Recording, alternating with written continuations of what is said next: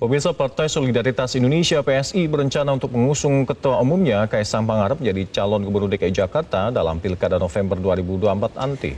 Hal ini dilakukan jika Kaisang memenuhi beberapa persyaratan administratif.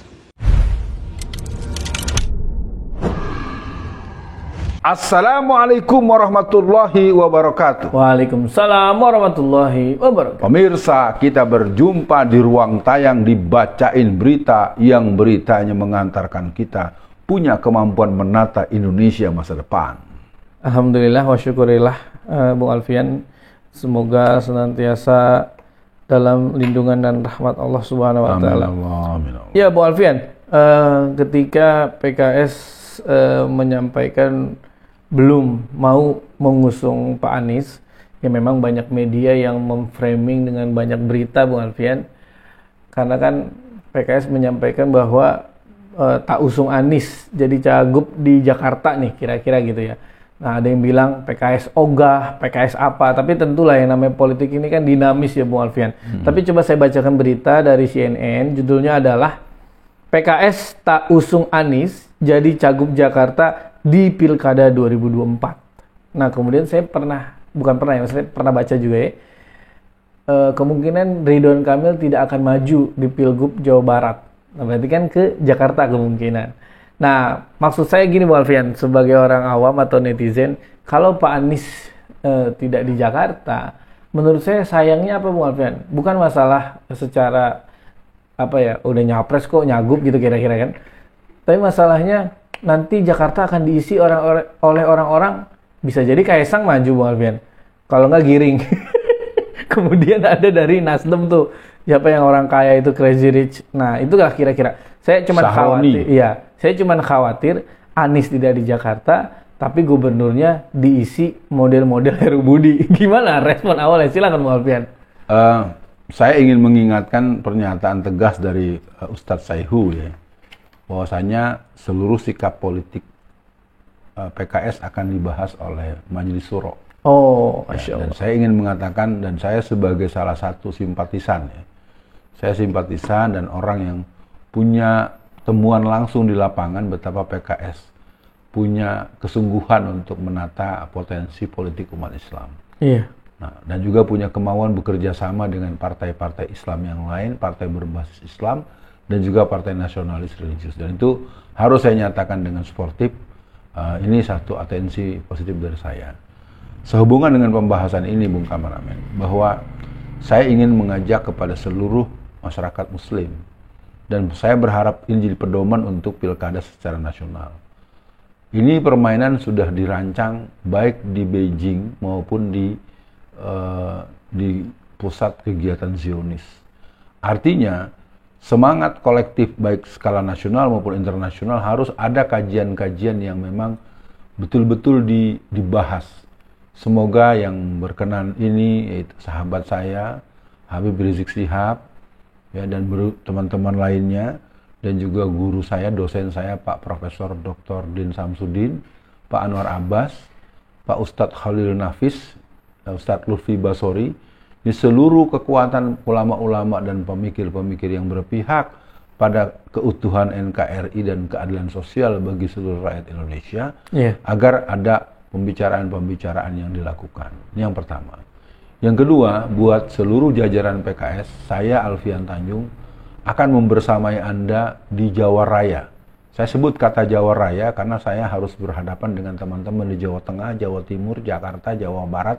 Jadi saya ingin katakan secara terbuka, PKS Jawa Raya, saya bisa menjadi teman Anda, saya bisa jadi murid Anda, dan sedikit mungkin saya akan memberikan pengalaman yang cukup lama saya bergerak dalam gerakan politik Islam. Nah, kembali kepada Pak Anies untuk yang berikutnya. Menurut saya Pak Anies itu sifatnya fleksibel saja, dan saya setuju untuk dinamis. Kalau Pak Anies memang tidak jadi gubernur Jakarta, mungkin Pak Anies punya tugas lain yang harus juga dibicarakan, bukan berdasarkan pemikiran dan keinginan pribadi beliau. Jadi bisa jadi Pak Anies dipersiapkan langsung jadi ketua umum PKS misalnya. Kenapa tidak? Ya kan dikit lagi kan juga muktamar PKS minus PKS. Misalnya, kan kita ingin berbicara, ini satu gagasan-gagasan yang mungkin perlu dipertimbangkan. Atau Pak Anies jadi ketua umum Partai Marsumi, ya kan? Dengan begitu kan bisa terjadi konsolidasi yang lebih kuat karena Pak Anies kan cucu dari tokoh Marsumi. Iya. Jadi artinya buat pemirsa, kita jangan kehilangan kecerdasan strategi. Dan saya juga ingat Ustadz E.F. Saifullah Fatah mengajak betul agar kita mempunyai kemampuan kecerdasan politik. Nah, artinya ketika ada kecerdasan intelektual, kecerdasan spiritual, kecerdasan emosional, ada kecerdasan politik dalam skala yang lebih luas, kecerdasan strategi. Dan saya pikir saya, Alfian Tanjung, akan menyatakan siap menjadi murid dari tuan-tuan guru. Pokoknya seluruh kawan-kawan saya siap menjadi murid Anda, siap jadi teman Anda, dan siap juga jadi sparring intelektual dengan Anda. Artinya kita tidak akan pernah kalah dan harus mengalah dengan orang-orang yang tidak layak untuk menjadi pemimpin secara nasional. Kita malu pada Allah, kita malu pada sejarah. Bagaimana nanti anak-anak kita di kemudian hari, cucu kita di saat kita sudah tidak lagi bisa beraktivitas secara lancar, dia mengkomplain, kakek kok dulu kita punya presiden kayak begini, kok kita punya wakil presiden kayak begini, kayak apa itu nanti kita menjawabnya kalau cucu-cucu kita menyoal itu. Yang jelas dari saya kepada teman-teman PKS, saya percaya Majelis Syuro dan Dewan Pertimbangan dan Majelis Pertimbangan yang akan berpikir jernih, dan saya berharap untuk hal-hal yang sifatnya nasional agar tetap dipertimbangkan, dan seluruh pilkada se-Indonesia saya berfokus sementara ini di Jawa Raya. Seluruh teman-teman, apakah PKS, apakah partai-partai berbasis Islam ya yang mungkin punya hubungan, karena yang bisa disebut tinggal PKS nih Bung, karena P3 enggak lolos, PBB enggak lolos. Jadi secara partai Islam ya PKS ya, dan partai-partai yang belum ikut tentu tidak bisa diajak untuk masuk pada kerja-kerja membangun kekuatan untuk masuk pada pencalonan. Ini kan artinya kan PKS diharapkan betul, dan juga ini pesan buat PKB. Ya, paling tidak PKB dengan beberapa pernyataan Pak Muhaimin Iskandar, walaupun di akhir konferensi pers kemarin itu beberapa hari itu ya memang ada pernyataan dari Pak Saihu yang menyatakan bahwa yang siap untuk hak angket baru hanya PKS. Artinya secara kelembagaan PKB belum menyatakan persiapannya gitu. Sementara begitu. Ya, Bung Alfian, mungkin langsung sesi akhir Bung Alfian. Ini kan artinya apa ya? Pilkada juga tidak bisa dianggap remeh ya Bung Alfian dibanding Pilpres ya Bung Alfian. Karena bagaimanapun Saldi Isra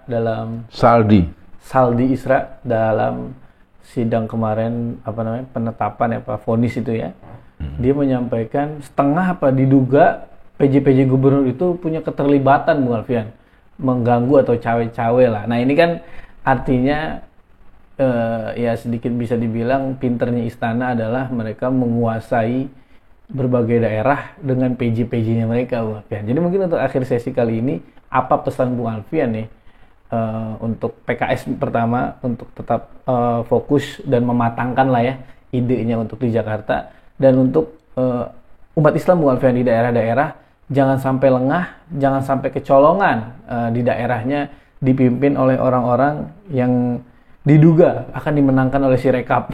Kira-kira gitu, silakan. Ya, saya akan jawab itu, tapi terus terang saya ingin mengingatkan semua pihak termasuk aparat, apakah tentara ataupun polisi. Iya.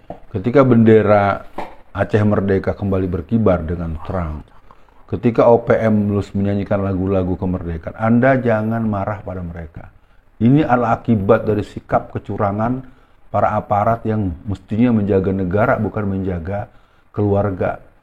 Aparat itu menjaga negara bukan menjaga keluarga, apalagi urusannya kepentingan politik praktis. Jadi pengibaran bendera Aceh Merdeka, saya tidak mendukungnya, tetapi saya ingin mengingatkan itu adalah akibat dari sikap kita yang dengan terang benderang melakukan penyelenggaraan pemilu dengan kecurangan dan kejahatan yang TSM. Itu dulu yang perlu saya ingatkan. Nah, buat teman-teman PKS, saya ingin mengatakan dengan terbuka, dalam pergaulan saya dengan masyarakat yang non-PKS dan tokoh-tokoh yang semua mereka punya harapan besar kepada PKS. Jadi saya mohon teman-teman PKS di seluruh lini dari pengurus ranting, Depra sampai DPP, agar Anda mematut diri bahwa Anda adalah harapan umat. Jadikanlah PKS itu partai umat. Hindari pengakuan-pengakuan justifikasi. Kita tahu PKS hebat, tetapi paling tidak sampaikan pada kader-kader yang paling bawah sekalipun untuk melihat tokoh-tokoh NU, tokoh-tokoh Muhammadiyah, tokoh-tokoh yang punya peran-peran politik secara praktis dalam jangka panjang. Di Yogyakarta kita akan bertemu banyak tokoh-tokoh, ada Alfian Darmawan, ada Pak Sukri Fadoli, ada segala macam. Iya. Ya. Dan pada peran tertentu mungkin saya Alfian Tanjung juga punya sedikit sekali mungkin ya, paling tidak hal-hal yang bisa saya katakan dan saya ajak untuk mengarahkan kepada kerja-kerja kemenangan dan pemenangan.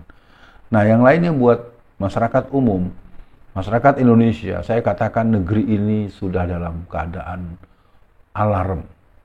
Sesungguhnya pencaplokan sumber daya alam kita, nikel kita, yang lain-lainnya buat seluruh masyarakat, jangan kehilangan harapan kepada Allah. Harapan itu masih ada sebagai salah satu syair dari lagunya PKS. Ya, artinya saya ingin mengajak kepada semua. Kita jangan pernah mundur karena kita akan dimintakan pertanggungjawaban di akhirat nanti. Kita akan ditanyakan oleh Allah, wahai Ahmad Saihu, bagaimana Anda? Wahai Pak pemimpin-pemimpin yang lain, bagaimana Anda? Iya. Selamat berjuang. Kita tidak akan pernah kendor dan kita tidak kasih kendor. Orang beriman berjihad selalu untuk menegakkan kalimah Allah secara syariat dan secara konstitusional. Assalamualaikum warahmatullahi wabarakatuh.